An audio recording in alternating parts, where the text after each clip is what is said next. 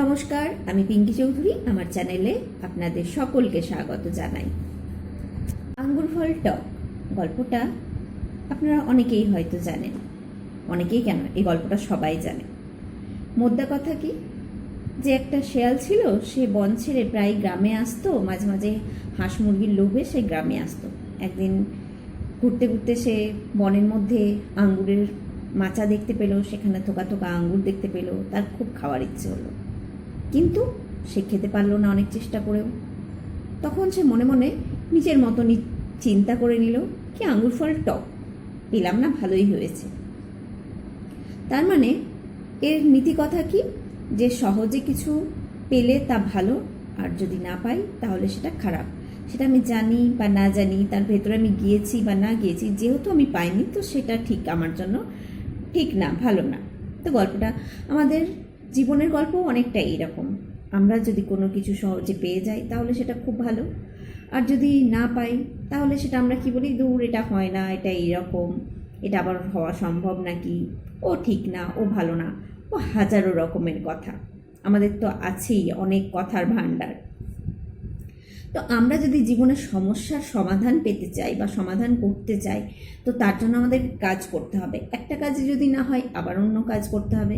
কিছু কিছু ক্ষেত্রে সমাধানটা এমন হয় যে ঠিক পছন্দসই হয় না। আমরা তো সব কিছু নিজের পছন্দের মতন চাই, যে যাই হোক আমার মনের মতন হতে হবে। দেখা গেল সমস্যার সমাধানটা তো আমার সামনে আসলো, কিন্তু ঠিক যেন আমার মনের মতন হলো না। এটা যদি আমার মনের মতো হতো তাহলে কতই না ভালো হতো। তো যাই হোক, এইসব কথা আমাদের জীবনের কথা, আমরা সকলেই কম বেশি জানি। তো আজকে আমি বলবো হোপোনোপোনো টেকনিকের কথা, যে আমরা যদি জীবনে কিছু পেতে চাই তাহলে এই টেকনিকটাকে আমরা কিভাবে ব্যবহার করব। এর আগেও আমার একটা দেয়া আছে এর উপরে ভিডিও, কিন্তু আজকেরটা একটু আলাদা। সেটা হচ্ছে, ধরুন আপনি নিজের জীবনের কোনো ইচ্ছে বাস্তবে পরিণত করতে চান, তো ইউনিভার্স ওনার কাছে এত আছে যে সমগ্র সৃষ্টিকে দিয়েও সেটা কখনো শেষ হবে না। বলে না যে পরমেশ্বর, ওনার শক্তি আনলিমিটেড। এই সমগ্র বিশ্ব ব্রহ্মাণ্ড এত বিশাল যে আমাদের কল্পনার অতীত। তো আমরা যদি কিছু চাই, এই সৃষ্টিরই অংশ আমরা, সৃষ্টির থেকে আমরা সব কিছু পেতে পারি। তো তার জন্য আমাদেরকে চেষ্টা করতে হবে, কখনো এইভাবে কখনো ওইভাবে, কিন্তু মনের মধ্যে পজিটিভিটি রাখতে হবে যে হ্যাঁ আমি এটা পাবই, এটা আমার পাওয়ার যোগ্যতা আছে, এইভাবে। তো আজকে যেটা বলছি হোপোনোপোনো টেকনিকের কথা, সেটা আমরা আজকে এইভাবে ব্যবহার করব। দেখুন, প্রতিটা টেকনিক যে সবার ক্ষেত্রে সমানভাবে কাজ করবে এই রকমটা নয়, বা নাও হতে পারে। হয়তো আপনি আজকে যেটা করছেন সেটা আপনি হয়তো খুব ভালো ফল পাচ্ছেন না, কিন্তু আবার অন্যভাবেই এই একই পদ্ধতি করছেন, তখন দেখছেন আপনি তার ফল পাচ্ছেন।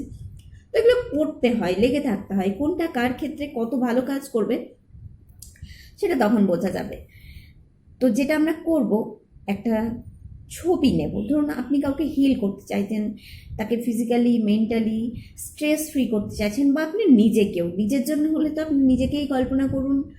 আর এই যে হোপোনোপোনো টেকনিকের যে 4টে শব্দ আছে, I am sorry, please forgive me, thank you, I love you, তো এই সৃষ্টির কাছে নিজেকে সমর্পণ করে দিয়ে 10 মিনিট 108 বার এটাকে চ্যান্ট করুন, বসে বসে প্রতিদিনই করবেন।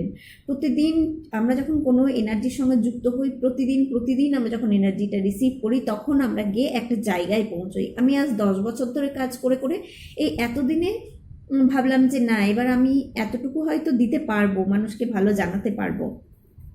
তো এই 4টে শব্দকে আপনি নিজের জন্য 10 মিনিট চুপ করে বসে ব্যবহার করতে পারেন। এবার আপনি অন্য কারোর জন্য চাইছেন আপনার ছেলের জন্য, বা আপনি আর আপনার রিলেটিভের কারোর জন্য, যে তার ভালো হোক, সেই হিসেবে তখন তার একটা ছবি নিয়ে ইউনিভার্সের কাছে প্রার্থনা করুন যে এর সর্বোচ্চ ভালোর জন্য, মঙ্গলের জন্য আমি পরমেশ্বর আপনার কাছে ক্ষমা প্রার্থনা করছি, ক্ষমা করে দিন, আমাকে ক্ষমা করে দেওয়ার জন্য অনেক অনেক ধন্যবাদ, আমি নিজেকে এবং সমগ্র সৃষ্টিকে ভালোবাসি।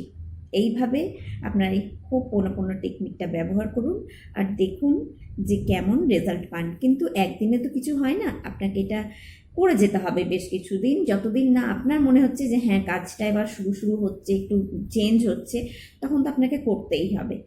তো আজকে এতটাই, ভালো থাকুন, সুস্থ থাকুন,